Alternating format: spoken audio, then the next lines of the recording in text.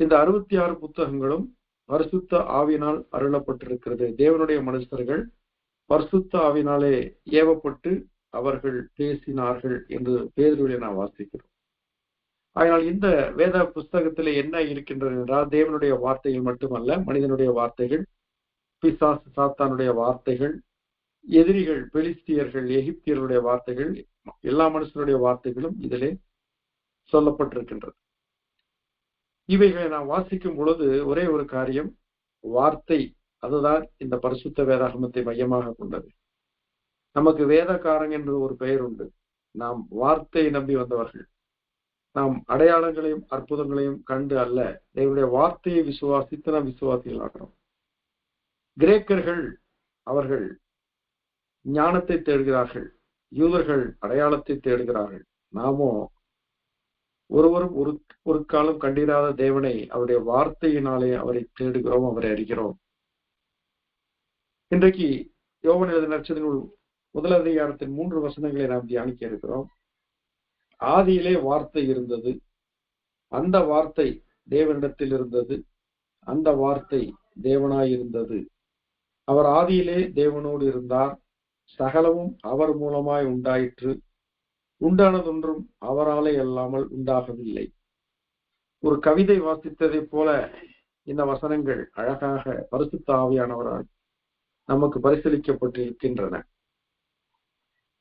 இதை குறித்து யோவான் தன்னுடைய 1வது கடிதத்திலே, நிருபத்திலே அப்போஸ்தலனாகிய யோவான் எழுதியிருக்கிறார், ஆதி முதல் இருந்ததும் நாங்கள் கேட்டதும் எங்கள் கண்களினாலே கண்டதும் நாங்கள் நோக்கி பார்த்ததும் எங்கள் கைகளினாலே தொட்டதுமாயிருக்கிற ஜீவ வார்த்தையை குறித்து உங்களுக்கு அறிவிக்கிறோம். வார்த்தையை குறித்து எவ்வளவு வர்ணனையை பாருங்கள் அவர் கொடுத்திருக்கிறார். இந்த யோவான் யார்?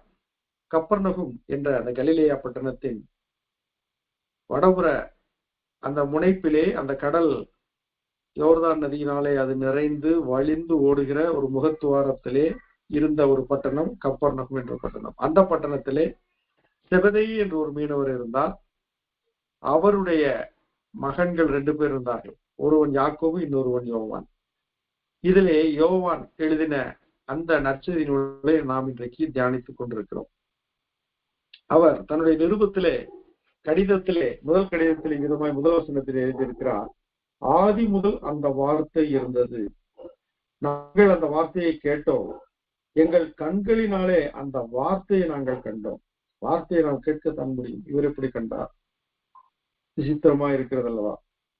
நாங்கள் நோக்கி பார்த்தோம் அந்த வார்த்தை என்று சொல்கிறார். அப்போது என்னவென்றால், அந்த வார்த்தை ஜீவ வார்த்தை, அந்த வார்த்தை உருப்பெற்ற வார்த்தை, அது கிறிஸ்து இயேசுவாக வெளிப்பட்ட வார்த்தை. வார்த்தை மாம்சமானது என்று சொல்லி நாம் யோவான் 1 அதிகாரம் 14 வசனத்தில் வாசிக்கிறோம். அந்த வார்த்தை மாம்சமாகி கிருபையினாலும் சத்தியத்தினாலும் நிறைந்தவராய் நமக்குள்ளே வாசம் பண்ணினார். அவருடைய மகிமையை கண்டோம், அது பிதாவுக்கு ஏற்ற மகிமையாய் இருந்தது என்று பார்க்கிறோம். அப்படி என்றால் வார்த்தை உயிர் பெற்றதா? இல்லை. அந்த வார்த்தை மாம்சமானது.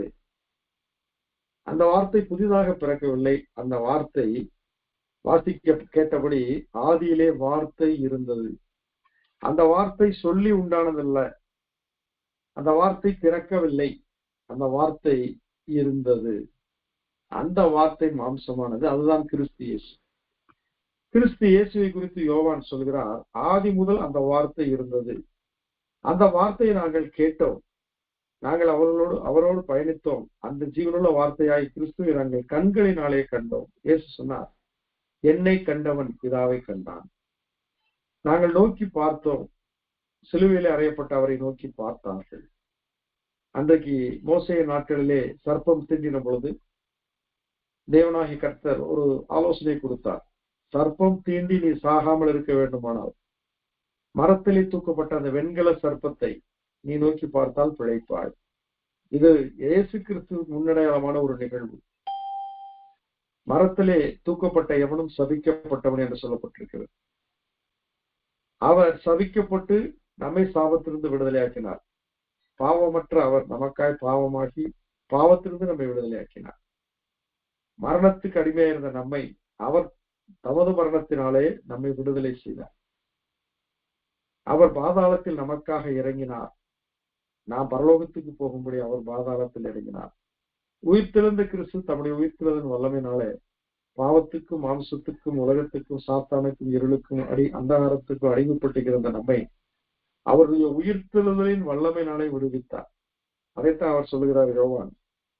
நாங்கள் நோக்கி பார்த்தோம், அவரை நாங்கள் நோக்கி பார்த்தோம். நோக்கி பார்த்த உடனே இயேசு என்ன சொன்னார்? என்னை பின்பற்றி வாருங்கள் என்று சொன்ன பொழுது அவர்கள் படவையும் வலைகளையும் விட்டு இயேசுவை பின்பற்றி போன அந்த 2 சகோதரர்கள் ஒருவர் தான் அந்த யோவான். எங்கள் கைகளினாலே தொட்டதமாய் இருக்கிற ஜீவ வார்த்தையை உங்களுக்கு அறிவிக்கும். தோமாவை பார்த்து இயேசு சொன்னார், சென்ட் தாமஸ், நம்முடைய சென்னை பட்டணத்திலே தன்னுடைய ரத்தத்தை சிந்தி ஜீவனை கொடுத்த அந்த அருமை சீடனுடைய காரியம் என்ன? நான் அவரை கண்டு அவர் காயங்களில் என் விரலை இட்டு அவர் விழாவில் என் கையை போட்டால் ஒழிய நான் அவரை விசுவாசிக்க மாட்டேன், நம்ப மாட்டேன் என்று சொன்னார். கிறிஸ்து இயேசு கூட்டின அறையிலே சீஷர்கள் இருக்கும் பொழுது வந்து உங்களுக்கு சமாதானம் என்று சொல்லி தோமாவை அழைத்து சொன்னார், இப்பொழுது உன் விரல்களை ஆணிகள் கடாவப்பட்ட என் கரங்களிலும் கால்களிலும் போட்டுப்பார். ஆணிகள் துளாவின அந்த துவாரங்கள் இன்னும் இருக்கின்ற உன் விரல்கள் அதற்குள் செல்லும். ஈட்டினால் குத்தப்பட்ட என் விழாவின் வழியாக உன் கைகளை போட்டுப்பார், அவைகள் இன்றைக்கும் திறந்திருக்கின்றன என்ற பொழுது ஆண்டவரே என் தேவனே என்று சொல்லி தோமா கர்த்தரை தொழுது கொண்டான். ஆண்டவரே என்று சொல்லி அனைவரும் சொல்வார்கள் இயேசுவை. ஆனால் தேவனே என்று சொன்ன முதல் நபர் தாமஸ். 33 கோடி தேவர்கள் உள்ள இந்திய தேசத்துக்கு அவர் அனுப்பப்பட்டார். இன்றைக்கு எத்தனையோ தெய்வங்கள் இருக்கின்றன. அனுப்பப்பட்ட அந்த தாமஸுடைய ரத்தம் நம்முடைய சென்னை பட்டணத்திலே சிந்தப்பட்டிருக்கிறது. ஆகினால் இன்றைக்கு திருச்சபைகள் அதிகமாய் வளர்ந்து கொண்டிருக்கிற இடம் சென்னை. ஏன் இதை நான் அறிவிக்கிறேன் என்றால், நாங்கள் கைகளினாலே தொட்டோம் என்று சொல்லுகிறார் யோவான். நாங்கள் என்று சொல்லி தாமஸையும் தங்கள் யாவரையும் குறித்து அவர் சொல்கிறார். கைகளினால் தொட்டார். நாங்கள் தொட்ட வார்த்தை, அந்த வார்த்தை ஜீவ வார்த்தை. 2ஆம் வசனத்தில் அந்த நிருப 1:2 யோவான் தொடர்ந்து எழுதுகிறார், அந்த ஜீவன் வெளிப்பட்டது. ஜீவன் இருந்தது, அந்த வார்த்தை ஜீவனுள்ள வார்த்தை. அந்த ஜீவன் மாம்சமாக வெளிப்பட்டது. அந்த ஜீவன் வெளிப்பட்டது பிதாவினிடத்தில் இருந்ததும் எங்களுக்கு வெளிப்பட்டதுமான நித்தியமுமாய் இருக்கிற அந்த ஜீவனை நாங்கள் கண்டு அதை குறித்து சாட்சி கொடுத்து அதை உங்களுக்கு அறிவிக்கிறோம். எதை நாங்க அறிவிக்கிறோம்? இயேசுவை பத்தி என்ன சொல்றோம்னா நிறைய பேருக்கு சொல்ல தெரியல. இயேசுவை நான் ஏற்றுக்கொண்டா எனக்கு என்ன கிடைக்கும் அப்படின்னு ஜனங்கள் கேட்டா நம்ம பொதுவாக என்ன சொல்றோம்? கடன்ல இருந்து விடுதலை, கஷ்டத்திலிருந்து விடுதலை, உங்களுக்கு மன்னிப்பு கிடைக்கும், நிறைய காரியங்கள் சொல்றோம். அதிலும் மேலாக நாம் ஆவிக்குரிய ஒரு அனுபவத்தை வைத்து பேசும் பொழுது அந்த சாட்சி மெய்யான சாட்சியாக மாறும். அந்த ஜீவனை நாங்கள் கண்டு அதை குறித்து சாட்சி கொடுத்து அதை உங்களுக்கு அறிவிக்கிறோம். இன்றைக்கு இருதயத்தில் சுத்தமுள்ளவர்கள் தேவனை தரிசிப்பார்கள். அந்த ஒரு அனுபவம் நமக்கு உண்டா? தமஸ்குக்கு போகிற வழியிலே சவுல் என்ற வாலிபனை கர்த்தர் சந்தித்தார். சவுலே சவுலே, நீ என்னை ஏன் துன்பப்படுத்துகிறார்? அவன் கீழே விழுந்து பார்வையற்றவனாய் அந்த சத்தத்தை நோக்கி, அந்த திசையை நோக்கி அவன் சொல்லுகிறான், ஆண்டவரே நீர் யார்? அதற்கு பதில் என்ன? நீ துன்பப்படுத்துகிற இயேசு நானே, முள்ளில் உதைக்கிறது உனக்கு கடினம் என்று சொல்லி இயேசு பேசுகிறார். அவன் குருடனானபடியினாலே பேரொளி அவனை சந்தித்த பொழுது அவனுடைய கண்கள் கேட்ராக்ட் போன்று செதில்களாலே, மீன் செதில்களாலே மூடப்பட்டு விட்டது. இப்பொழுது அவனால் பார்க்க முடியவில்லை. ஆனால் அந்த சத்தத்தை கேட்டான். அந்த சத்தம் ஜீவ வார்த்தையானது. அந்த சத்தம் ஜீவனுள்ள வார்த்தை இயேசுவுடைய சத்தமாக இருக்கிறது. அதை குறித்துதான் பவுல் அநேக இடங்களில் சொல்கிறார், பேரொளி என்னை சந்தித்தது, அவருடைய வார்த்தையை நான் கேட்டேன், என்னோடு அவர் பேசினார். இன்னைக்கு கர்த்தர் வேத வசனங்கள் மூலம் நம்மோடு பேசிக்கொண்டே இருக்கிறார். வேத வசனத்தை அடுத்து வேற எங்கும் அவர் பேசுவதற்கு அவர் விரும்பவில்லை. இரவும் பகலும் வேதத்தில் தியானமாக இருக்கிற மனுஷன் பாக்கியவான் என்று சொல்லப்பட்டிருக்கு. ஏனென்றால் அதை தியானிக்கும் பொழுதெல்லாம் அந்த தியானம் இனிதா இருக்கும், இன்பமா இருக்கும். கர்த்தர் நம்மோடு பேசுவார். நாம் ஜெபத்தில் அவரோடு பேசுகிறோம். பரிசுத்த வேதாகமத்தை நாம் வாசிக்கும் பொழுது அந்த ஜீவ வார்த்தை நம்மோடு பேசுகிறது. கிறிஸ்து இயேசு நம்மோடு பேசுகிறார். இந்த 66 புஸ்தகங்கள் எபிரேய பாஷையிலே பழைய ஏற்பாடும் கிரேக்க பாஷையிலே புதிய ஏற்பாடு எழுதப்பட்டது. இடையில் சில பகுதிகள் அராமிக் என்ற ஒரு எழுத்து வழக்கு இல்லாத மொழியிலே சில இடங்களிலே அவைகள் சொல்லப்பட்டிருக்கிறது. பழைய ஏற்பாடு 39 புஸ்தகங்கள், புதிய ஏற்பாடு 27 புஸ்தகம், மொத்தம் 66 புஸ்தகங்கள். 1526 வில்லியம் டெண்டேல் என்பவர் ஆங்கிலத்தில் புதிய ஏற்பாட்டை வெளியிட்டார்.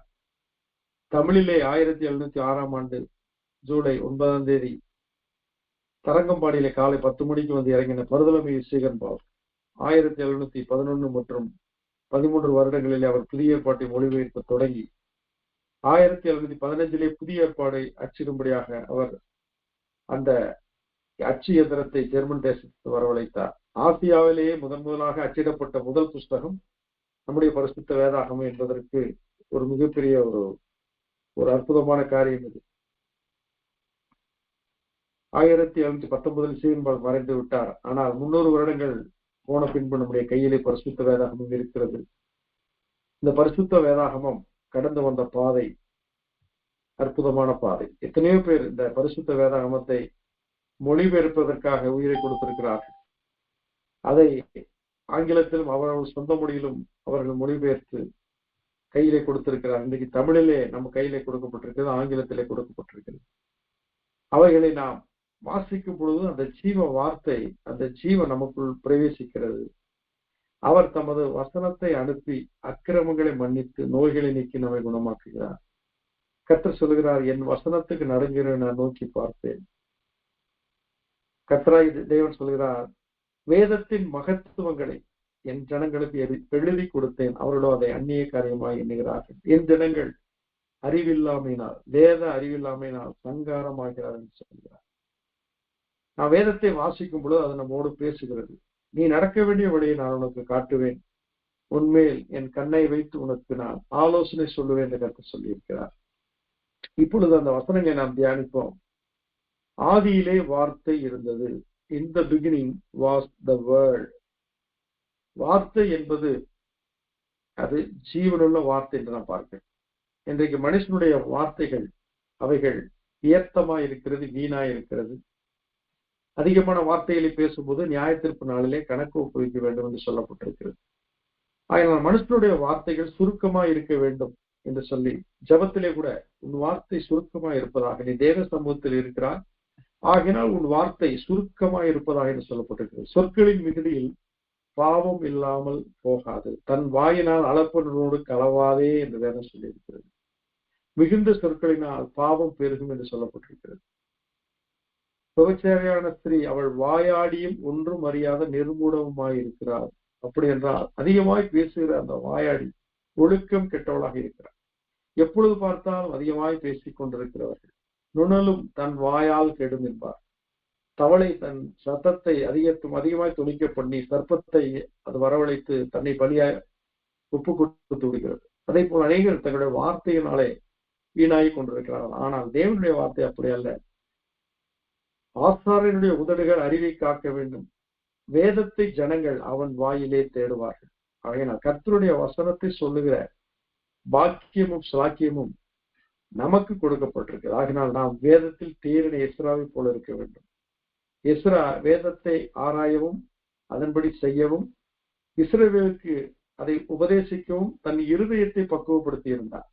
இன்றைக்கு நாம் வேதத்தை ஆராய்ந்து பார்க்க வேண்டும். யோவான் 5:39 விதமாய் சொல்லுகிறது, வேத வாக்கியங்களை ஆராய்ந்து பாருங்கள், அவைகளால் உங்களுக்கு நித்திய ஜீவன் உண்டு என்று எண்ணுகிறீர்களே, என்னை குறித்து சாட்சி கொடுக்கிறவர்களும் அவைகளே என்று கிறிஸ்து இயேசு சொல்லியிருக்கிறார். அதனால் வேத வசனங்களை நாம் ஜிப் போட்டு பத்திரமாக தூசி இல்லாமல் தூசி படியாமல் ஒரு அல்மிராவில் வைத்து விட்டு ஞாயிற்றுக்கிழமை விட்டு எடுத்து போவதற்காக அல்ல. எவ்வளவுக்கு எவ்வளவு வேதாகமத்தை நாம் பலதாக்குகிறோமோ அவ்வளவுக்கு கூட நம்முடைய வாழ்க்கை புதிதாக. இந்த வருடத்தில் முழு வேதாகமத்தை வாசித்து முடிக்க நாம் ஒரு தீர்மானம் எடுத்தோம். ஒரு நாளைக்கு 4 அதிகாரங்கள் படித்தால் ஒரு வருடத்திலே முழு வேதாகமத்தை முடித்து விடலாம். காலையிலே நாம் சங்கீதத்தை நீதிமொழிகளை வாசிக்கலாம், மதியத்திலே புதிய ஏற்பாட்டிலே பகுதியில வாசிக்கலாம், மாலையிலே புதிய ஏற்பாட்டை வாசிக்கலாம், சாயங்கால வேளையிலே நாம் பழைய ஏற்பாட்டை வாசிக்கலாம். இவ்விதமாக பிரித்து வைத்துக் கொண்டு ஏதாவது 4 அதிகாரங்களை வாசித்தோம்னா அந்த வருடத்திற்குள் அவையில் முடித்து விட முடியும். நிறைய பரிசுத்தவான்கள் பலமுறை பரிசுத்த வேதாகமத்தை வாசித்திருக்கிறார். எஸ்ஏகே பிரான்சிஸ் என்ற அருமையான ஊழியக்காரர் சொல்வார், ஒரு புத்தகத்தை தொடர்ச்சியா நீங்கள் வாசித்து முடித்து விடுங்கள் என்பார். உபவாசம் இருந்தோ இல்லை நீங்கள் ஒரு வாரத்திலோ ஒரு முழு புத்தகத்தை வாசித்து முடியுங்கள் என்பது அதுவும் ஒரு சிறப்பான வேதத்தை வாசித்து முடிப்பதற்கான ஒரு சிறந்த ஒரு தீர்மானம். ஆதியிலே வார்த்தை இருந்தது. இந்த வார்த்தை என்பது பரிசுத்த இறை வார்த்தைக்கு 2 ஸ்லோகங்களை பயன்படுத்துகிறார்கள். கிரேக்கத்திலே லோகோஸ், ரேமா என்ற 2 வார்த்தையை பயன்படுத்துகிறார்கள். லோகோஸ் என்றால் இருக்கின்ற வார்த்தை, ஆயத்தமாக இருக்கின்ற வார்த்தை,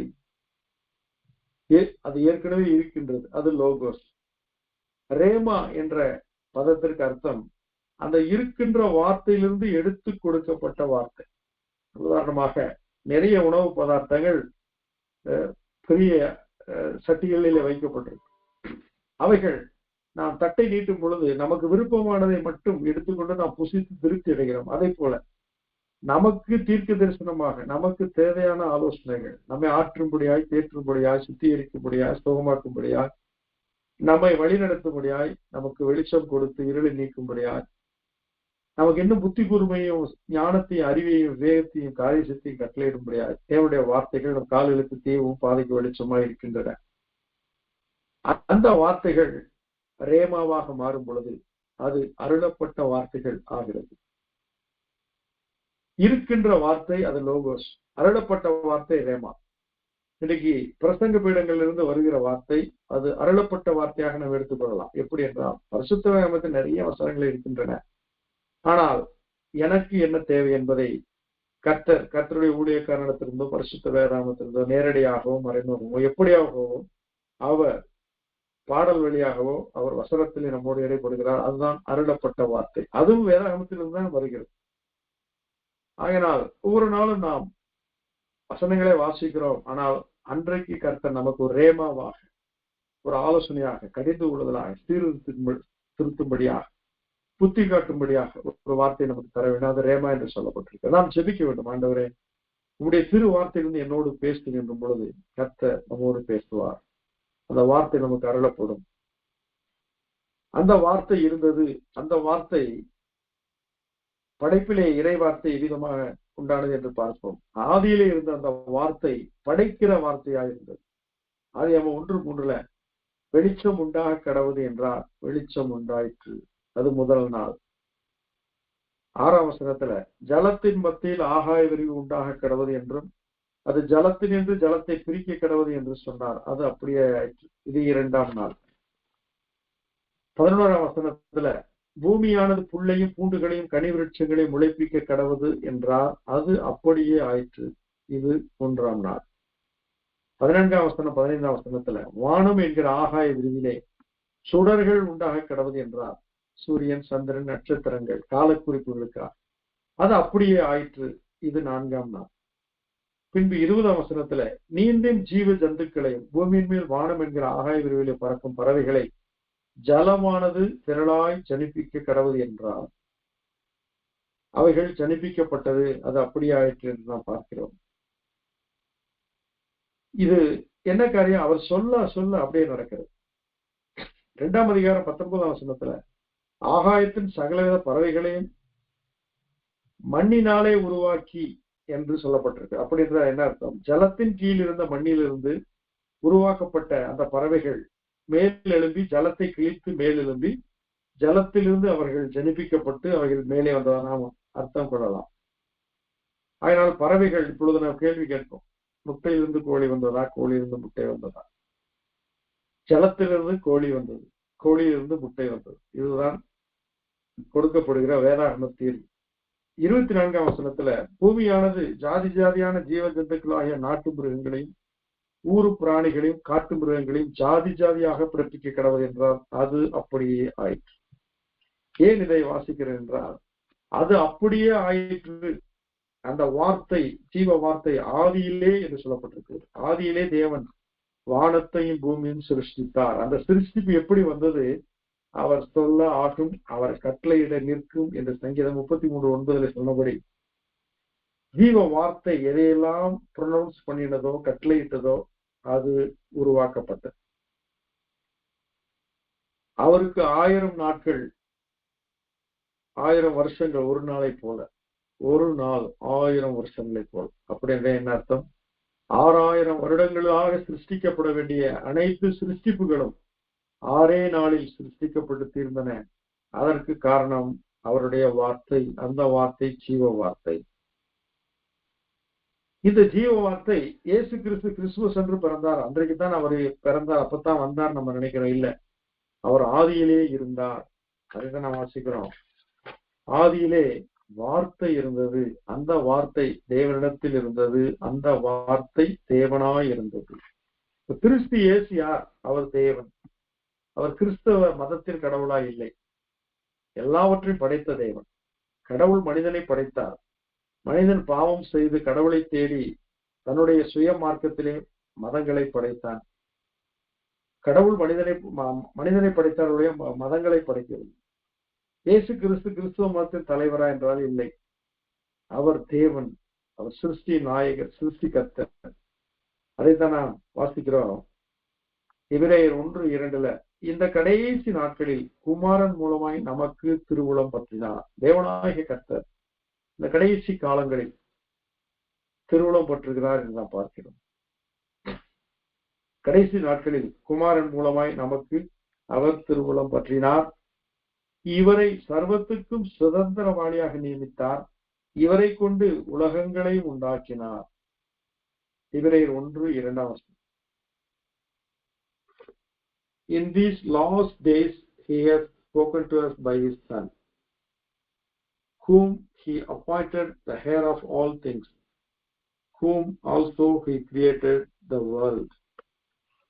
அந்த ஜீவ வார்த்தை ஜீவனை உண்டாக்குகிறது. அதைத்தான் இயேசு சொன்னார், நானும் ஜீவன் உண்டாகவும் அந்த ஜீவன் பரிபூரணப்படவும் வந்தேன். பாவத்தின் சம்பளம் மரணம், தேவனுடைய கிருபை வரமோ நம்முடைய கர்த்தராய் இயேசு கிறிஸ்துவினால் உண்டான நித்திய ஜீவன்.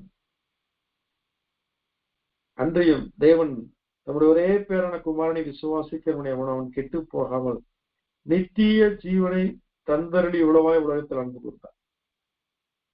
கிறிஸ்தியேசின் வழியாகத்தான் ஜீவன் உண்டாகிறது. கிறிஸ்தியேசின் வழியாகத்தான் உலகங்கள் உண்டாயின. கிறிஸ்தியேசின் வழியாகத்தான் சகலவும் சிருஷ்டிக்கப்பட்டது. அவர் சர்வத்துக்கும் சுதந்திரவாளி என்று சொல்லப்பட்டிருக்கிறது. கொலோசையர் 1:14 முதல் 16 வசனங்களை வாசிக்கிறேன். குமாரனாகிய அவருக்குள் அவருடைய இரத்தத்தினாலே பாவ மன்னிப்பாகிய மீட்பு நமக்கு உண்டாயிருக்கிறது. அவர் அதர்சனமான தேவனுடைய தற்ஸ்வரூபமும் சர்வ சிருஷ்டிக்கு முந்தின பேருமானவர். ஏனென்றால் அவருக்குள் சகலம் சிருஷ்டிக்கப்பட்டது, பரலோகத்தில் உள்ளவைகளும் பூலோகத்தில் உள்ளவைகளும் ஆகிய காணப்படுகிறவைகளும் காணப்படாதவைகளுமான சகல வஸ்துக்களும், சிங்காசனங்களானாலும் கர்த்தத்துவங்களானாலும் துரைத்தனங்களானாலும் அதிகாரங்களானாலும் சகலமும் அவரை கொண்டும் அவருக்கென்றும் சிருஷ்டிக்கப்பட்டது. அப்படி என்றால் கிறிஸ்து இயேசுவை குறித்து பரிசுத்த வேதாகமத்திலே நாம் பார்க்கும் பொழுது சிருஷ்டிப்பின் காரியத்திலே அவர் முழுமையாய் இருந்தார், முதன்மையாய் இருந்தார் என்று நாம் பார்க்கிறோம். அவரன்றி ஒன்றும் உண்டாகவில்லை. அவரை கொண்டும் அவருக்கென்றுமே சகலமும் சிருஷ்டிக்கப்பட்டது என்று சொல்லப்பட்டிருக்கிறது. அவர் சிருஷ்டி கர்த்தா, அவர் சிருஷ்டி நாயகர், சர்வ சிருஷ்டிக்கும் எஜமானர் அவர். வெளிப்படுத்தின விசேஷம் 13:8 உலக தோற்றம் முதல் அடிக்கப்பட்ட ஆட்டுக்குட்டியுடைய ஜீவ புஸ்தகத்திலே என்று சொல்லப்பட்டிருக்கிறது. அப்படி என்றால் என்ன அர்த்தம்? உலக தோற்றம் முதல் இயேசு கிறிஸ்து அடிக்கப்பட்ட ஆட்டுக்குட்டியானவராக காணப்பட்டார். அவருக்கு ஒரு அடையாளம் கொடுக்கப்பட்டிருந்தது. அவர் அடிக்கப்பட்ட ஆட்டுக்குட்டியானவராக காணப்பட்டிருந்தார். 2:10 ஏனெனில் நற்கிரியைகளை செய்கிறதற்கு நாம் கிறிஸ்து இயேசுவுக்குள் சிருஷ்டிக்கப்பட்டு தேவனுடைய செய்கையாய் இருக்கிறோம். நாம் எதற்காக இந்த பூமியிலே படைக்கப்பட்டோம்? அனைவருக்கு ஏற்படுகிற கேள்வி, நான் ஏன் பிறந்தேன், கடவுள் ஏன் என்னை மனிதனாக படைத்தார் என்றெல்லாம் கேள்வி கேட்பார்கள். பதில் தெரியாது. ஆனால் இங்க என்ன சொல்லப்பட்டிருக்கிறது? எபேசியர் 2:10 நற்கிரியைகளை செய்கிறதற்கு நாம் கிறிஸ்து இயேசுவுக்குள் சிருஷ்டிக்கப்பட்டோம். இதுதான் நம்முடைய படைப்பின் நோக்கம், நாம் பிறந்ததன் நோக்கம். கிறிஸ்து இயேசு அவருக்குள் நம்ம ஏன் படைத்தார்? நன்மை செய்வதற்காக, நற்கிரிகளை செய்வதற்காக.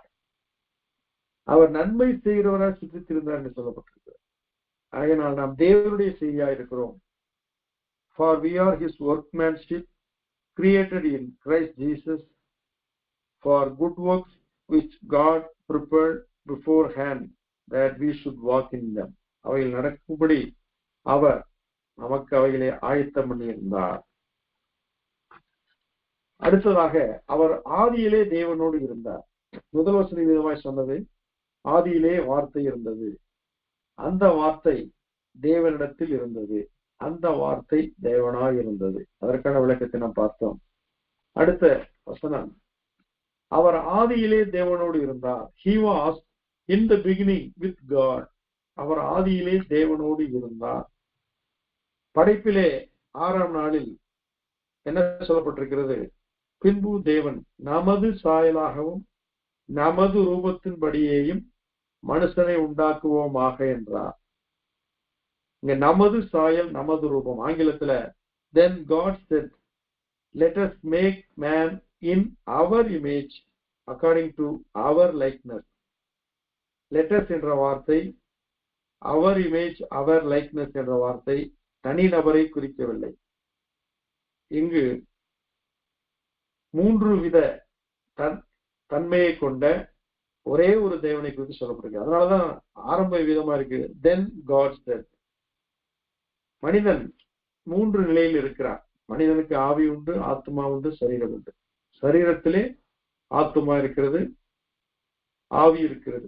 ஆவிக்கும் சரீரத்துக்கும் இடையிலே ஆத்மா இருக்கிறது. அது அவனுடைய செல்ஃப் அல்லது அவனுடைய வில், அவனுடைய விருப்பம், அவனுடைய அபிலாஷைகள், அவனுடைய வாஞ்சைகள், அவனுடைய கனவு, அவனுடைய தரிசனம், அவனுடைய ஆசைகள் எல்லாம் சேர்ந்ததுதான் ஆத்மா என்று சொல்கிறது. அதனாலதான் சங்கீதக்காரன் சொன்னான், என் ஆத்மாவே நீ கர்த்தரை ஸ்தோத்திரி, என் முழு உள்ளமே அவருடைய பரிசுத்த நாமத்தை ஸ்தோத்திரி. அந்த பர்சன், அந்த செல்ஃப் என்பது அந்த ஆத்மா. ஐஸ்வர்யவன் சொன்னான், என் ஆத்மாவே நீ புசித்து குடித்து பூரிப்பாயிரு என்று சொன்னான். ஆண்டவர் சொன்னார், மதிக்கடனே இன்றைக்கு உன் ஆத்மா ராத்திரியில எடுத்துக் கொள்ளப்படும், அப்பொழுது இவைகள் யாருடன் ஆகும். என்ன பார்க்கிறோம்? ஆதாமும் ஏவாளும் பாவம் செய்த பொழுது அவருடைய சரீரம் உடனே சாகவில்லை. 930 வருஷம் பாவம் செய்து அவன் மரித்த பொழுது ஆதாமுடைய வயசு 930 வருஷம். ஆனால் ஆண்டவர் என்ன சொன்னார்? இதை புசிக்கும் நாளில் நீ சாகவே சாவாய். புசிக்கும் நாள், மீறுதலுக்கு உட்பட்ட நாள், அன்றைக்கு அவனுடைய சரீரம் சாகவில்லை, செத்ததா என்றால் அவன் மரணம் அடையவில்லை, ஆனால் அவனுடைய ஆத்துமா செத்து போனது. வேதம் அதைத்தான் சொல்கிறது, பாவம் செய்கிற ஆத்துமா சாகும், பாவத்தின் சம்பளம் மரணம். தேவனுடைய கிருபை வரமோ நம்முடைய கர்த்தராகிய இயேசு கிறிஸ்துவினால் உண்டான நித்திய ஜீவன். பாவம் செய்கிற ஆத்துமா சாகும். அன்றைக்கு அவர்கள் பாவம் செய்து ஆதாம் ஏவாள் 2 பேருடைய ஆத்மாவும் செத்து போனபடினாலே அவர்கள் பயமடைந்தார்கள், திகிலடைந்தார்கள், நன்மை தீமையை அறிந்து தீமையை பற்றி கொண்டார்கள். பொய்க்கு அவர்கள் இடம் கொடுத்தபடினால் பொய்யான உலகத்தில் அவர்கள் தள்ளப்பட்டார்கள். மனிதன் இன்றைக்கு பொய்யாகவே திரிகிறான். பொய் சொல்லாத மனிதன் இல்லையே என்று வேதம் சொல்வதற்கான காரணம் என்ன? என்றைக்கு ஆதாமும் ஏவாளும் பொய்க்கு இடம் கொடுத்தார்களோ அன்றைக்கு அவன் பொய்யிலே அவன் வாழத் தொடங்கி விட்டான். இன்றைக்கு மனிதர்கள் எங்கு பார்த்தாலும் பொய் சொல்லி பிழைக்கலாம் என்று நினைக்கிறார். ஆனால் பொய் சொல்ல தேவன் மனிதன் அல்ல, மனம் மாற அவர் மனபுத்திரனும் அல்ல, அவர் பொய்யுரையாத தேவன். அவர் சொன்னபடி ஆத்துமா செத்தது. இன்றைக்கு மனிதன் 3 நிலையில் இருக்கிறான், ஆவி, ஆத்துமா, சரீரம். ஆவி, எவனுடைய ஆவியில் கபடம் இல்லாத இருக்கிறதோ அவன் பாக்கியவான். எவனுடைய அக்கிரமத்தை கர்த்தர் என்னாத இருக்கிறதோ அவன் பாக்கியம். ஆவியில் கபடற்ற நிலையில நாம் இருக்க வேண்டும். தேவனுடைய ஆவியும் பரிசுத்த ஆவியும் மனுஷனுடைய ஆவியும் இணைந்து வாழ்கிற வாழ்க்கை தான் கிறிஸ்தவ வாழ்க்கை. கிறிஸ்துவின் ஆவி இல்லாமல் அவரை கர்த்தர் என்று ஒருவனும் சொல்லாதிருப்பானாக என்று சொல்லப்பட்டிருக்கிறது. பரிசுத்த ஆவியினால என்று ஒருவனும் கிறிஸ்துவை கர்த்தர் என்று சொல்லாதிருப்பானாக என்று வேதம் சொல்லி இருக்கிறது. அப்படி என்றால் மனிதனுடைய ஆவி கர்த்தர் தந்த தெய்வமா இருக்கிறது. அது உள்ளத்தில் உள்ளவையெல்லாம் ஆராய்ந்து பார்க்குது. அந்த மனிதனுடைய ஆவியிலே பரிசுத்த ஆவியானவர் வரும்போது, பரிசுத்த ஆவி வரும்போது நீங்கள் பலனடைவீர்கள், எனக்கு சாட்சியாக இருப்பீர்கள் என்பதுதான். அந்த மனிதனுடைய ஆவி பரிசுத்த ஆவியினால் நிரப்பப்படும் போது அவன் சாட்சி ஆகிறான், சாட்சி இடுகிறான். அவருடைய காரியங்களிலே அற்புதங்கள், அதிசயங்கள் நடைபெறுகிறது. ஆகினால் ஆவி என்ற நிலையிலே ஒரு மனிதன், ஆத்தும என்ற நிலையிலே ஒரு மனிதன், சரீரத்திலே ஒரு மனிதன், இந்த மூன்றும் இணைந்து ஒரே ஒரு மனிதனைத்தான் நாம் சொல்கிறோம். அதே போல இன்னைக்கு முட்டை என்று எடுத்துக்கொண்டால் முட்டையின் ஓடு வெள்ளை இருக்கிறது, உள்ளே வெள்ளை கலர், உள்ளே மஞ்சள் கலர், மூன்று சேர்ந்துதான் முட்டை என்கிறோம். நீர் H2O 3 நிலையில் இருக்கிறது, ஆவியா இருக்கிறது, பனிக்கட்டியா இருக்கிறது, பின்பு அது திரவமா இருக்கிறது. ஆனால் ஒரே ஒரு பொருள் தான் H2O, ஒரே ஒரு பொருள். அதே போல் தேவனாகிய கர்த்தர் ஒருவரே. அவர் பிதாவாகிய தேவன், குமாரனாகிய தேவன், பரிசுத்த ஆவியாகிய தேவன். ஆனால் 3 தேவர்கள் இருக்கிறார் என்பது தவறான ஒரு கொள்கை. அது தேவனுடைய வேதாகமத்துக்கு முரண்பாடானது. அதனால்தான் சொல்லப்பட்டிருக்கிறது தேவனாகிய கர்த்தர் என்று சொல்லப்பட்டிருக்கிறது, கர்த்தர்கள் என்று சொல்லப்படுகிறது, தேவனாகிய கர்த்தர். இதை குறித்து நாம் தொடர்ந்து பார்ப்போம். ஆதியாகமம் 3ஆம் அதிகாரம் 22ஆம் வசனத்துல ஆதாமும் ஏவாளும் பாவம் செய்த பின்பு தேவன் அவர்களை தன்னுடைய சமூகத்தை விட்டு நீக்கிவிட அவர் திரும்பினார். காரணம் என்னவென்றால், அது நன்மை தீமை அறியத்தக்க விருட்சத்தின் கனியை புசித்து அவர்கள் பாவம் செய்து ஆத்மா செத்து போன நிலையிலே ஜீவ விருட்சத்தின் கனியை புசித்தார்களானால் அவர்கள் பாவம் செய்து ஆத்மா செத்த நிலையிலே அவர்கள் நிரந்தரமாக வாழ வேண்டி வரும், நடைபிணங்களாக வாழ வேண்டி வரும். ஆகையினால்தான் கர்த்தர் சொன்னார், அவர்கள் ஜீவ விருட்சத்தின் கனியை புசித்து என்றென்றைக்கும் உயிரோடு இராதபடிக்கு நான் அவர்களை துரத்தி விடுவேன் என்று சொல்லி அவர்களை துரத்தி விட்டார். ஆதியாகமம் 3ஆம் அதிகாரம் 22ஆம் வசனம் விதமாக சொல்லி இருக்கிறது, பின்பு தேவனாகிய கர்த்தர், இதோ மனுஷன் நன்மை தீமை அறியத்தக்கவனாய் நம்மில் ஒருவரை போல் ஆனான். சொன்னது ஒருவர் தான், கர்த்தர் தான் சொல்றாரு. ஆனா நம்மில் என்ற வார்த்தையை சொல்கிறார். Then the Lord God said, behold, the man has become like one of us. us என்ற வார்த்தை நம்மிலே என்ற வார்த்தையோடு நாம் தொடர்புபடுத்தலாம். Behold, the man has become like one of us. இது சொன்ன எப்படி சொல்லப்பட்டிருக்கிறது? Then the Lord God said. இங்க என்ன பார்க்கிறோம்? தேவனாய் கர்த்தர் தான் பேசுறாரு, ஆனா நம்மில் ஒருவரை போல என்ற வார்த்தையை அவர் சொல்கிறார். இங்கு நான் பிதாவாகிய தேவன், குமாரனாகிய தேவன், பரிசுத்தமாகிய தேவன் என்ற அந்த 3 தன்மைகளை நாம் வைத்து பார்க்கும் பொழுது நாம் என்ற வார்த்தையை நாம் ஏற்றுக்கொள்ள முடியும். அதே போல மனிதர்கள், மனுக்குலம் ஜலப்பிரளயத்திற்கு பின்பு அவர்கள் பெருகின பொழுது அவர்கள் பாபேல் என்ற இடத்திலே ஒரு கோபுரத்தை கட்டினார்கள். சினையார் தேசத்திலே அவர்கள் செழுமையான அந்த மெசபடோமியா கரையிலே அவர்கள் மிகப்பெரிய கோபுரத்தை கட்டி நாம் இந்த எல்லையை விட்டு எங்கும் சிதறி போகாமல் இங்கே நாம் செட்டிலாகி விடுவோம் என்று சொல்லி அவர்கள் முயற்சித்தார்கள். ஆனால் அது தேவனுடைய சித்தம் அல்ல. உலகத்திலே பலவிதமான மொழிகள் எவ்விதமாக உண்டாயிற்று என்பதற்கு வேதத்தில் ஆதாரம் இங்கு காணப்படுகிறது. ஆதியாகமம் 11ஆம் அதிகாரம் 5 முதல் 7 வசனங்கள். மனுபுத்திரர் கட்டுகிற நகரத்தையும் கோபுரத்தையும் பார்க்கிறதற்கு கர்த்தர் இறங்கினார். அப்பொழுது கர்த்தர், இதோ ஜனங்கள் ஒரே கூட்டமாய் இருக்கிறார்கள், அவர்கள் அனைவருக்கும் ஒரே பாஷையும் இருக்கிறது, அவர்கள் இதை செய்ய தொடங்கினார்கள். இப்பொழுதும் தாங்கள் செய்ய நினைத்தது ஒன்றும் தடைபட மாட்டாது என்று இருக்கிறார்கள்.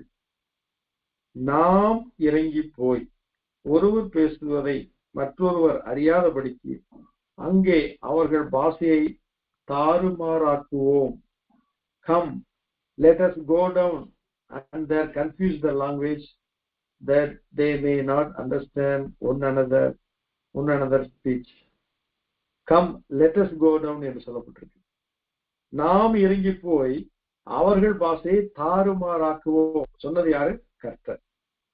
கர்த்தர் இறங்கினார் தான் சொல்லப்பட்டிருக்கு. இங்கு பன்முகத்தன்மையை சொல்லப்படவில்லை, ஒரு நபரை குறித்து சொல்லப்பட்டிருக்கிறது, அது ஆண்டவராய் தேவனாகிய கர்த்தர். ஆனால் இங்கே சொல்லப்படுகிற போது நாம் இறங்கி போய் அவர்கள் பாஷையை தாறுமாறாக்குவோம் என்று சொல்லப்பட்டிருக்கு. அடுத்ததாக ஆபிரகாம் விருத்த சேதன உடன்படிக்கை அவன் கீழ்ப்படிந்து இஸ்மவேலுக்கும் தன் வீட்டிலே பிறந்த வேலைக்காரர் யாவருக்கும் அவன் விருத்த சேதன உடன்படிக்கையை செய்து அவருக்கு கீழ்ப்படிந்த பொழுது கர்த்தர் அவனை சந்திக்கிறார். ஆதியாகமம் 18ஆம் அதிகாரம் 1ஆம் வசனம். கர்த்தர் மம்ரேயின் சமபூமியிலே அவனுக்கு தரிசனமானார். அவன் பகலின் உஷ்ண வேளையிலே கூடார வாசலிலே உட்கார்ந்திருந்து தன் கண்களை ஏறெடுத்து பார்க்கும் போது இதோ 3 புருஷர் அவனுக்கு எதிரே நின்றார். வேத அறிஞர்கள் என்ன சொல்கிறார்கள்? இந்த 3 புருஷர் என்பது கர்த்தருடைய தூதர்களை குறிக்கிறது என்று சொல்கிறார். அவர்கள் அவனை நோக்கி, உன் மனைவி சாராள் எங்கே என்றார்கள். அதோ கூடாரத்தில் இருக்கிறாள் என்றார். அப்பொழுது அவர், நின்றது 3 பேர், ஆனால் ஒருவரை குறித்து மட்டும் சொல்லப்பட்டிருக்கிறது, அது தேவனாய் கர்த்தர் பேசுகிறார். அப்பொழுது அவர், ஒரு உற்பவ காலகட்டத்தில் நிச்சயமாக உன்னிடத்துக்கு திரும்ப வருவேன், அப்பொழுது உன் மனைவியாகிய சாராளுக்கு ஒரு குமாரன் இருப்பான் என்றார். சிலர் என்ன சொல்கிறார்கள், 2 தூதர்கள் தேவனாய் கர்த்தர் இருந்தார் என்று சொல்லி. ஆனால் வேதம் என்ன சொல்லி இருக்கிறது, தேவனாய் கர்த்தரை ஒருவனும் ஒரு காலம் கண்டதில்லை. மோசே அதை தான் சொல்றான், நான் உண்மை காண வேண்டும். அப்ப கர்த்தர் சொல்ல, நீ என்னை காண முடியாது, இனி என்னை காண முயற்சித்தால் நீ உயிரோடு இருக்க மாட்டார். ஏன் நாம் அவரை நம்முடைய புறக்கண்களால் காண முடியவில்லை, அகக்கண்களால் மட்டுமே காண முடிகிறது? இருதயத்தில் சுத்தம் உள்ளவர்கள் தேவனை தரிசிப்பார். ஆனா இந்த புறக்கண்களால் கர்த்தரை காண முடியாததற்கான காரணம் என்ன? என்றைக்கு தடை செய்யப்பட்ட அந்த விருட்சத்தின் கனி, நன்மை தீமை அறியத்தக்க விருட்சத்தின் கனி பார்வைக்கு இன்பமும் புசிப்புக்கு ஏற்றதும் இச்சிக்கப்படத்தக்கதுமாய் இருப்பதை கண்டு என்று சொல்லப்பட்டிருக்கு. என்றைக்கு கண்கள் அக்கிரமத்துக்கும் அநியாயத்திற்கும் கீழ்ப்படியாமைக்கு தன்னை அர்ப்பணித்ததோ அன்றைக்கு கர்த்தரை காணும் பாக்கியத்தை அவைகள் இழந்து போயின. ஆனால் கர்த்தர் முகத்தை பார்க்கிறவர் அல்ல, இருதயத்தை பார்க்கிறவர். மனுஷன் முகத்தை பார்க்கிறான், கர்த்தர் இருதயத்தை பார்க்கிறார். அந்த இருதயத்திலே சுத்தம் பண்ணும் பொழுது, இருதயத்திலே இயேசு ரத்தத்தினால கழுவப்படும் பொழுது, இயேசு கிறிஸ்து ரத்தம் சகல பாவங்களை நீக்கி நம்மை சுற்றி இருக்கும் பொழுது தேவனை தரிசிக்கிற பாக்கியம் சுலாக்கியம் நமக்கு கிடைக்கிறது. அது ஒரு அனுபவம், அது ஒரு ஆவிக்குரிய அனுபவம். நாம் கண்டு விசுவாசிக்கவில்லை, காணாததை விசுவாசிக்கிறோம். கண்டு விசுவாசிக்கிறவனும் காணாமல் விசுவாசிக்கிறவனே பாக்கியவான் என்று சொல்லப்பட்டிருக்கிறது. இங்கு அதைத்தான் நாம் பார்க்கிறோம். 3 புருஷர்கள் வந்தார்கள், ஆனால் கர்த்தர் பேசினார் என்று சொல்லப்பட்டிருக்கிறது. அந்த 3 பேர்களுக்குள்ளாக கர்த்தர் செயல்பட்டார் என்று நாம் பார்க்கிறோம். பின்பு 2 பேர் சோதோகுமாரை அழிக்கும்படி புறப்பட்டு போனார்கள் என்று சொல்லப்பட்டிருக்கு. இது ஒரு காரியம். இன்னொரு காரியம், உசியா ராஜா அவன் மரணமடைந்த பின்பு ஏசாயா ஒரு தரிசனத்தை காண்கிறார். ஏசாயா உசியா ராஜாவுடைய ஆதரவிலே அரண்மனையிலே வளர்க்கப்பட்ட அற்புதமான தேவனுடைய ஊழியக்காரன், தீர்க்கதரிசி. ஆனால் அந்த உசியா ராஜா அவன் தைரியம் கொண்டு ஆசாரியன் செய்ய வேண்டிய வேலையை அவன் துணிந்து ராஜா என்ற அந்த போர்வையிலே அவன் அகங்காரம் கொண்டவனாக கர்த்தருக்கு தூபம் காட்ட அவன் சென்ற பொழுது அவனுடைய நெற்றியிலே குஷ்டரோகம் தோன்றினது. அவன் குஷ்டரோகியாக இருந்தான். அவன் மரித்த பின்பு இப்பொழுது வேறொரு ராஜாவை அவன் பார்க்கிறான். இந்த ராஜா ராஜாதி ராஜா, ராஜாக்களத்திலே ராஜாக்களை ஏற்படுத்துகிற ராஜாதி ராஜா, தேவனாகிய கர்த்தர், உன்னதத்திலே சிங்காசனத்திலே வீற்றிருக்கிற கர்த்தருடைய சேனையில் கர்த்தரை அவன் காண்கிறான், தரிசிக்கிறான். அங்கு அற்புதமாக காட்சி காணப்படுகிறது. தேவ தூதர்கள் அவர்கள் 6 இறக்கை உடையவர்கள், 2 இறக்கைகளால் தங்கள் கால்களை மூடிக்கொள்கிறார்கள், 2 இறக்கைகளால் தங்கள் முகத்தை மூடிக்கொள்கிறார்கள், 2 இறக்கைகளால் பறந்து ஒருவரை ஒருவர் நோக்கி சேனைகளின் கர்த்தர் பரிசுத்தர் பரிசுத்தர் பரிசுத்தர், பூமி அனைத்தவருடைய மகிமையால் நிறைந்திருக்கிறது என்று சொல்லி அவர்கள் துதித்துக் கொண்டே இருந்தார். இதை ஏசாயா தரிசிக்கிறார். அப்பொழுது ஒரு சத்தம் உண்டாகிறது. ஏசாயா 6ஆம் அதிகாரம் 8ஆம் வசனம், யாரை நான் அனுப்புவேன், யார் நமது காரியமாய் போவான் என்று உரைக்கிற ஆண்டவருடைய சத்தத்தை கேட்டேன். யாரை நான் அனுப்புவேன் என்று சிங்குலர்ல வந்தது, அடுத்த டேர்ம்ல யார் நமது காரியமாய் போவான் என்று உரைக்கிற ஆண்டவருடைய சத்தத்தை கேட்டேன். Whom shall I send and who will go for us? I us என்றதுக்கு வித்தியாசமான காரியமா இருக்கு. இங்க என்ன பார்க்கிறோம்? தேவனாகிய கர்த்தர் அவர் ஒருவரே கர்த்தர். இஸ்ரவேலே கேள், தேவனாகிய கர்த்தர் ஒருவரே, அவர் ஒருவரே கர்த்தர். உண்மைதான்.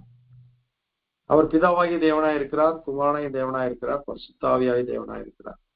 இன்றைக்கு யோவான் கிறிஸ்து இயேசுவை இங்கு வெளிப்படுத்தும்படியாக அந்த புஸ்தகத்தை எழுதுகிறார்.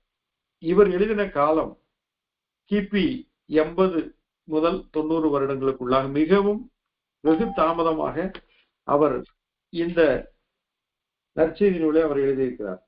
சொல்லப்போனால் பாருங்கள், யாக்கோபு, கலாத்தியர், மத்தேயு, மார்க்கு, தெசலோனிக்கேயர், பவுல் எழுதினவைகள், கொரிந்தியர், ரோமர், லூக்கா, எபேசியர், பிலிப்பியர், கொலோசையர், பிலமோன், அப்போஸ்தலர் நடபடிகள், தீமோத்தேயு, தீத்து, பேதுரு, எபிரேயர், யூதா, இவர்களெல்லாம் கிபி 70 வரைக்கும் எழுதி முடித்த பின்புதான் யோவான் நற்செய்தி நூலை கிபி 80 அல்லது 90 அவர் எழுதியிருக்க வேண்டும் என்று நிதானிக்கிறார்கள். ஏன் இத்தனை வருடங்கள் காலங்கள் ஆனது? இந்த அப்போஸ்தலனாகிய யோவானை குறித்து நாம் சிந்திப்போமானால், இந்த யோவான் ஸ்நானனுடைய சீடனாய் இருந்தார். அதை நாம் வாசிக்கிறோம். யோவான் எழுதின நற்செய்தி நூல்ல யோவான் ஸ்நானகன் தன்னோடு அநேக சீசர்களை அவர் கொண்டு வந்தார். மறுநாளிலே யோவானும் அவனுடைய சீசர்கள் 2 பேரும் நிற்கும் போது இயேசு நடந்து போகிறதை அவன் கண்டு யோவான் ஸ்நானன் சொல்கிறார், இதோ தேவ ஆட்டுக்குட்டி என்றான். அவன் அப்படி சொன்னதை அவர் 2 சீசரும் கேட்டு இயேசுக்கு பின் சென்றார்கள். அதிலே ஒரு சீடன் தான் இந்த நற்செய்தி நூலை எழுதின யோவான். இயேசு திரும்பி அவர்கள் பின் செல்கிறதை கண்டு, என்ன தேடுகிறீர்கள் என்றார். அதற்கு அவர்கள், ரபி, நீர் எங்கே தங்கி இருக்கிறீர் என்று கேட்டார்கள். ரபி என்பதற்கு போதகர் என்ற அர்த்தமாம். அவர் வந்து பாருங்கள் என்றார். அவர்கள் வந்து அவர் தங்கி இருந்த இடத்தை கண்டு அன்றைய தினம் அவரிடத்தில் தங்கினார்கள். அப்பொழுது ஏறக்குறைய 10 மணி வேளையாயிருந்தது.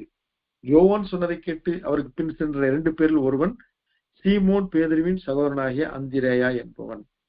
அவன் முதலாவது தன் சகோதரனாகிய சீமோனை கண்டு மேசியாவை கண்டோம் என்று சொன்னான். மேசியா என்பதற்கு கிறிஸ்து என்ற அர்த்தமாம். அப்படி என்றால் இன்னொரு நபர் யார்? அந்த நபர் தான் யோவான். பேதுருடைய குடும்பத்துக்கும் யோவான் செபதேயுவின் குமாரராகிய யோவான் யாக்கோபுக்கும் மிக நெருங்கிய தொடர்பு இருந்திருக்கிறது. அவர்கள் எல்லாம் மீன்பிடிக்கிற சமூகத்தை சேர்ந்தவர்கள்.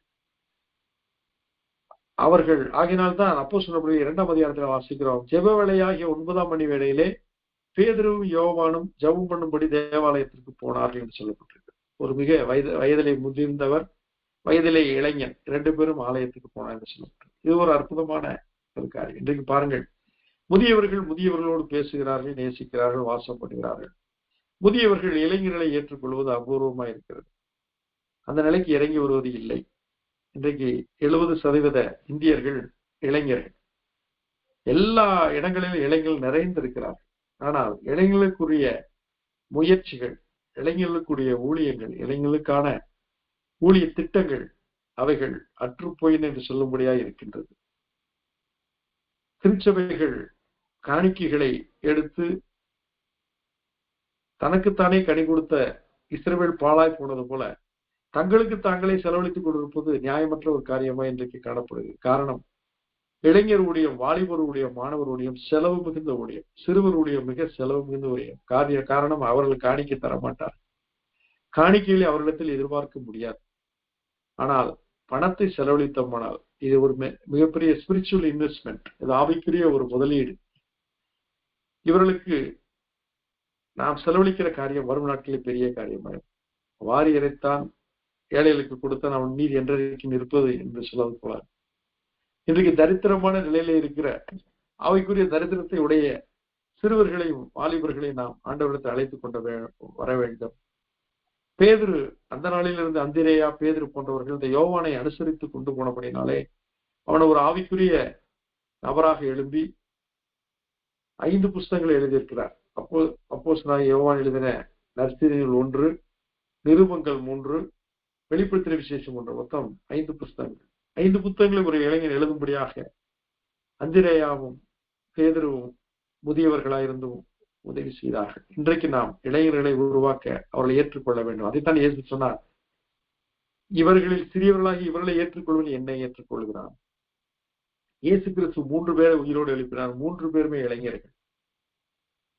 இளைஞர்கள் மரிப்பதை கர்த்தர் விரும்பவில்லை. மரணத்துக்கு ஒப்புவிக்கப்பட்டவர்களை கொலையுண்ண போதிலும் விடுவிக்க கூடுமானால் விடுவி, அதை அறியோம் என்பதாகில் உன் இருதயங்களை சோதிக்கிறவர் அறியாரோ, உன் ஆத்மாவை காக்கிறவர் கவனியாரோ. இன்றைக்கு புலம்பலில் வாசிக்கிறோம், வாலிபர்கள் மூர்ச்சித்து கிடக்கிறார்கள். நீ நதி எவ்வளவு கண்ணீர் விடு, உன் இடுப்புழும் நொறுங்க பெருமூச்சு விடு என்று சொல்லி புலம்பலிலே வாலிபர்களை குறித்து ஒரு தரிசனம் சொல்லப்படுது. இங்கு யோவான் என்ற அருமையான வாலிபன், அவன் தேவனாலே தெரிந்து கொள்ளப்பட்டவன். யோவான் ஸ்நானனுடைய சீசனாக இருந்தவன். இயேசு கிறிஸ்து தங்கியிருந்த இடத்திலே வந்து தங்குகிறான். அவரோடு அவன் இருக்கிறான். பின்பு அவன் படகிலே வலைகளை அலசி கொண்டிருக்கிற ஒரு சூழ்நிலையை கர்த்தர் அவர்களை கண்டு நீங்க இதை பின்பற்றி வாருங்கிற போது அவர்கள் படவையும் தகப்பனையும் வலைகளையும் விட்டு இயேசுவை பின்பற்றி போனார்கள் சொல்லப்பட்டிருக்கு. வாலிப வயதிலே ஆண்டவரை பின்பற்றுவர்களுக்கு சவாலிட இந்திய கிறிஸ்தவத்திற்கு இன்றைக்கு ஒரு சவால் முன்னிருக்கிறது. வாலிபர்களுக்கான முயற்சிகளை ஏறெடுக்க வேண்டும். இல்லை என்றால் வாலிபர்களை போதை வஸ்துக்களும் அரசியல்வாதிகளும் கொள்ளையிட்டு போய்விடுவார்கள், தாறுமாறாக போய்விடுவார்கள், வழிகாட்டுவதற்கு அவர்களுக்கு ஆள் இல்லாமல் போய்விடுவார்கள். திருச்சபையிலே இளைஞர்கள் சிறுவர்கள் நிரம்பி வழிய நாம் இந்த யோவானை போல அந்திரேயா பேதுரு ஆதரித்தது போல கிறிஸ்தவம் இந்திய கிறிஸ்தவம் செயல்பட வேண்டும். இதற்கென்று முயற்சி எடுக்க வேண்டும். பின்பு ஆண்டவரை பின்பற்றின அந்த யோவானும் யாக்கோபும் அவர்கள் வித்தியாசமான வேகம் கொண்டவராக இருந்தார். ஒரு சமாரியா பட்டணத்திலே இயேசு கிறிஸ்துவை ஏற்றுக்கொள்ள அவர்கள் மறுத்தார்கள். அப்பொழுது ஆத்திரமடைந்த அந்த இளைஞர்கள் பேதுரு யாக்கோபும் யோவானும் என்ன சொல்கிறார்கள்? இயேசு கிறிஸ்துவிடம் ஆண்டவரே, எங்களுக்கு நீர் கட்டளையிடும், நாங்கள் வானத்திலிருந்து அக்கினியை இறக்கி இந்த கிராமங்களை பூரா அழித்து போடுகிறோம் என்று சொல்லி சொன்னார். இளைஞர்களுக்கு அந்த வேகம்தான் அவருடைய மிக சிறப்பு. ஆனால் இந்த வேகம் விவேகம் அல்ல என்று கர்த்தர் அறிந்து நீங்கள் என்ன ஆவியை உடையவர் என்று சொல்லி அவர்களை கடிந்து கொள்கிறார். பின்பு அவர்கள் 2 பேருடைய தாயாரை அழைத்து அவர்கள் 2 பேரும் வலது பாரசத்தில் இடது பாரசத்தில் உட்காரும்படி அருள் செய்ய வேண்டும் என்று சொல்லி தாயாரை கேட்க வைக்கிறார். இங்கு ஒரு பொசிஷன் வேண்டும் என்று சொல்லி அவர்கள் இளைஞர்கள் வாஞ்சிக்கிறார். அப்பொழுது கர்த்தர் சொல்கிறார், அது பிதாவுக்கு அடுத்த காரியம், அதை நான் செய்ய இயலாது என்று சொல்லி அவர் அதை சொல்கிறார். தேவனுக்கு சித்தமானவர் மாத்திரமே அதை நிரப்ப முடியும் என்று அவர் சொல்கிறார். ஆனால் என்ன, நீங்கள் எல்லாரும் என்னை விட்டு ஓடி போவீர்கள், ஆகிலும் நான் உங்களுக்கு முன்னே கலிலேயாவுக்கு போவேன் என்று 12 சீஷர்களை சொன்ன பொழுது ஒருவர் மாத்திரம் ஓடி போகவில்லை, அவன் தான் யோவான். சிலுவையிலே இயேசு கிறிஸ்து அறையப்பட்ட பொழுது அவரோடு கூட இருந்தான். அவன் நின்று பார்த்து கொண்டே இருந்தான். பேதுரு மற்றும் அனைத்து சீடர்களும் ஓடி போனார்கள். இயேசு கிறிஸ்துவிடம் அந்த சிலுவை காட்சியை நேரடியாக கண்ட ஒரே ஒரு சீடன் இந்த யோவான். அப்போதான் இயேசு கிறிஸ்து சொல்கிறார், அதோ உன் மகன். தன் தாயை பார்த்து சொல்கிறார், ஸ்திரீயே அதோ உன் மகன். பின்பு யோவானை பார்த்து சொல்கிறார், அதோ உன் தாய். அந்த சீடன் அவளை ஏற்றுக்கொண்டான் என்று சொல்லப்பட்டிருக்கிறது. இயேசு கிறிஸ்துடைய மிகப்பெரிய ஒரு சிலுவையில அவர் தொங்கிக் கொண்டிருந்த பொழுது தன்னை பெற்றெடுத்த தாய் அங்கு நிராயுத வாணியாய் நின்று கொண்டிருக்கிறாளே, அவளை ஒப்படைப்பது யோவானிடத்தில் தான் உகந்தது என்று அறிந்த கர்த்தர் யோவானிடத்திலே ஒப்புக் கொடுத்தார். இந்த யோவான் எழுதின நற்செய்தியிலே நான் என்று எழுதாதபடிக்கு அப்போஸ்தலர் லூக்கா எழுதுவார், நாங்கள் அப்படி பெயர்ந்து போனோம் என்று சொல்லி நாங்கள் என்று எழுதுவார். ஆனால் இங்கு யோவான் தன்னை நான் என்று எழுதாதபடிக்கு அவருக்கு அன்பாய் இருந்த சீசன் என்று எழுதுவார். காரணம், விவேகமற்ற வேகமான இந்த யோவான் நாட்கள் செல்ல செல்ல செல்ல ஞானம், அறிவு, அன்பு, முதிர்ச்சி, விசுவாசம், நம்பிக்கை, தேவன் மேல் பற்று இவைகளாலே உறுதியடைந்தார். இதன் விளைவாக கர்த்தரை குறித்த அறிவு பெறுகிறது. இயேசு கிறிஸ்துவை குறித்து அவருடைய அற்புதங்களை விவரிப்பதை பார்க்கலாம், அவருடைய வார்த்தைகளை விவரிப்பதை பார்க்கலாம், அவரையே விவரிப்பது உகந்தது என்று சொல்லி அவருடைய சுபாவங்களை, அவருடைய அற்புதமான குணங்களை, நற்பண்புகளை அவர் வெளிப்படுத்துகிறார். மத்தேயு, மார்க்கு, லூக்கா இந்த 3 ஒரு நற்செய்தி நூல்களிலும் ஒரு பார்வையுடைய நோக்கத்திலே அவர்கள் பார்த்திருப்பார்கள். அவர் இயேசு கிறிஸ்து அற்புதங்களை செய்கிறவர், சகல வல்லமையுடையவர், அவருடைய உபதேசங்கள் இப்படிப்பட்டவை என்று சொல்லி அவர்கள் அதிகமான கவனம் செலுத்தினார். ஆனால் இங்கு இயேசு கிறிஸ்துவை பற்றி மட்டும் யோவான் கவனம் செலுத்தி நானே வழி, நானே சத்தியம், நானே ஜீவன் என்ற நானே நல்ல மேய்ப்பன் என்ற தன்னை குறித்து கிறிஸ்து சொன்னவைகளை அவர் பொறுக்கி எடுத்து தெளிந்தெடுத்து தெரிவு செய்து பரிசுத்தாவின் ஒத்தாசையோடு கிறிஸ்துவை மட்டும் போக்கஸ் பண்ணார். சில பேர் போட்டோகிராஃபி எடுக்கிற போது ஒரே ஒரு நபரை மட்டும் கவனம் செலுத்தி எடுப்பார். அதை இந்து மார்க்கத்திலே சொல்வார்கள், அர்ஜுனன் என்ற நபர் ஒரு பறவையை குறி வைத்துக் கொண்டிருந்த பொழுது மற்றவர்களாம் சொன்னார்கள், எங்களுக்கு மரம் தெரிகிறது, அதுல ஒரு பறவை இருக்குது என்று. ஆனா அர்ஜுனன் சொன்னானா, எனக்கு அந்த பறவையின் அந்த முக்கிய பகுதி மட்டும்தான் தெரிகிறது, அங்கே அதைத்தான் நான் அடிக்கப் போகிறேன் என்று சொன்னேன். ஏன் இதை நான் குறிப்பிடுகிறேன் என்றால், போக்கஸ்ட் ஒரு நபராக, நல்ல ஒரு உன்னிப்பாக உத்வேகமாக கவனித்து இயேசு கிறிஸ்து மட்டும் அதிக உன்னிப்போடு எழுதின இந்த நற்செய்தி நூல் ஒரு பாராட்ட வேண்டிய ஒரு அற்புதமான நூல். இது அதிகமாக நாம் தியானிக்க நம்முடைய வாழ்க்கையிலே கிறிஸ்துவை குறித்து அதிகமாக அறிந்து கொள்ள முடியும். கடைசியா ஒரு வசனத்தை 2 வசனத்தை சொல்லி நிறைவு செய்கிறேன். வெளிப்படுத்தின விசேஷம் 1ஆம் அதிகாரம் 8ஆம் வசனம் விதமாக சொல்லி இருக்கிறது. இருக்கிறவரும் இருந்தவரும் வருகிறவருமாகிய சர்வ வல்லமையுள்ள கர்த்தர், நான் அல்பாவும் ஒமேகாவும் ஆதியும் அந்தவுமாய் இருக்கிறேன் என்று திருவுளம் பற்றுகிறார். I am Alpha and the Omega, the beginning and the end, says the Lord. அவர் எப்படிப்பட்டவர்? இருக்கிறவர், இருந்தவர், வருகிறவர். இதைத்தான் யோவான் தன்னுடைய தீர்க்கதரிசன புஸ்தகத்திலே வெளிப்படுத்துகிறார். நீங்கள் அவருடைய 5 புஸ்தகங்களை வாசித்து பார்த்தால் அவர் அதிகமாக கிறிஸ்துவை மட்டும் போக்கஸ் பண்ணி எழுதுகிறார். அவர் யார், அவர் எப்படிப்பட்டவர், அவருடைய குணங்கள் என்ன, அவருடைய சுபாவங்கள் என்ன, அவருடைய டிவினிட்டி என்ன, அவருடைய தெய்வீக தன்மைகள் என்ன என்று சொல்லி அதை மட்டுமே அவர் போக்கஸ் பண்ணி இருக்கிறார். இன்றைக்கு கூட இயேசு கிறிஸ்துவை குறித்து தவறான எண்ணமுடைய நபர்கள் இருக்கிறார்கள். அவர் ஒரு குரு என்கிறார்கள் சிலர், அவர் ஒரு மதத்தின் தலைவர் என்கிறார்கள் சிலர், எத்தனையோ நல்ல மனிதர்கள் அவரும் ஒருவர் என்றெல்லாம் சொல்லுகிறார். ஆனால் அப்போஸ்தலன் யோவான் எழுதின 5 புஸ்தகங்களை ஒரு மனிதன் வாசித்தால் இயேசு கிறிஸ்துவே தேவனாகிய கர்த்தர், சிருஷ்டி நாயகர், அவரே ரட்சகர், அவரே மீட்பர், அவரே உயிர் தெழுந்தவர், அவரை திரும்ப வரப்போகிறார் என்பதை குறித்து மட்டுமே அவர்கள் படிக்க முடியும். அப்படியாக அவர் போக்கஸ் பண்ணி, ஆகையினால்தான் இதை விதமாக எழுதியிருக்கிறார். இருக்கிறவரும் இருந்தவரும் வருகிறவருமாகிய சர்வ வல்லமையுள்ள கர்த்தர், நான் அல்பாவும் ஒமேகாவும் ஆதியும் அந்தவுமாய் இருக்கிறேன் என்று திருவுளம் பற்றுகிறார். வெளிப்படுத்தின விசேஷம் 4ஆம் அதிகாரம் 8ஆம் வசனத்துல, சிங்காசனத்துக்கு முன்பாக இருந்த 4 ஜீவன்கள் எவ்விதமாக துதிக்கின்றன, இருந்தவரும் இருக்கிறவரும் வருகிறவருமாகிய சர்வ வல்லமையுள்ள தேவனாகிய கர்த்தர், பரிசுத்தர் பரிசுத்தர் பரிசுத்தர் என்று இரவும் பகலும் ஓய்வில்லாமல் சொல்லிக் கொண்டிருந்தன. கிறிஸ்து இயேசுவை அவர் இவ்விதமாக போக்கஸ் பண்ணி அவர் பிக்சரைஸ் பண்ணுவதை நினைத்து பார்க்கும் பொழுது அவர் வேறு எதையுமே கவனிக்கவில்லை, அவரை மட்டுமே கவனித்துக் கொண்டிருந்தார், அவரை மட்டுமே பார்த்து கொண்டிருந்தார். வேதம் என்ன சொல்லி இருக்கிறது? அவர் வரும்போது நாம் எவ்விதமாக இருப்போம், அவர் இருக்கிற வண்ணமாகவே இருப்போம்.